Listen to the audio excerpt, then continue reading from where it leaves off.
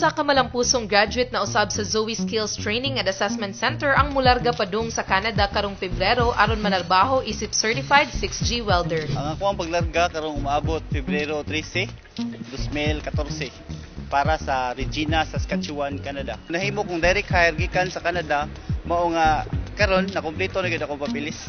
Si Jerby Torion usa lang sa mga graduate sa Zoe nga natuman ang pangandoy nga makapanarbaho gawas sa nasod. Gani padayon ang pagtaas sa mga enrollee sa Zoe ug lakip na sa mga bagong estudyante niini ang 28 anyos nga American-Mexican nga si Jaime Cavazos. I really encourage people to come here because it's affordable.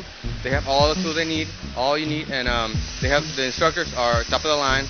They're on top of their game. Mituyo usab pag-anhi sa Pilipinas aron makaton og welding sa Zoe ang nakabase sa New Jersey nga 23 anyos nga Filipino-American nga si Richard Van Braun. My experience has been excellent. I really did not expect for the instructors to teach so thoroughly. Every single day I feel like I'm gaining, more and more experience. Better than anywhere else I could have gone to.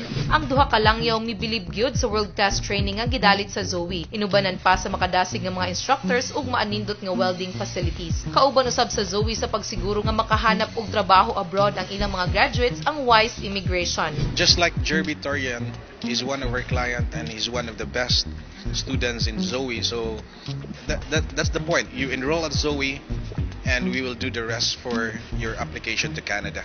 Di kalidad nga training og employment assistance mao kini ang tumo nga mahatag sa Zoe sa ilang mga estudyante. Busa sa tanang interesado makat-on og welding ug makapanarbaho gawas sa nasod, enroll na sa Zoe Skills Training and Assessment Center. I also encourage you to come on over to Zoe's and join a great team. Definitely be on your way to total success in your career.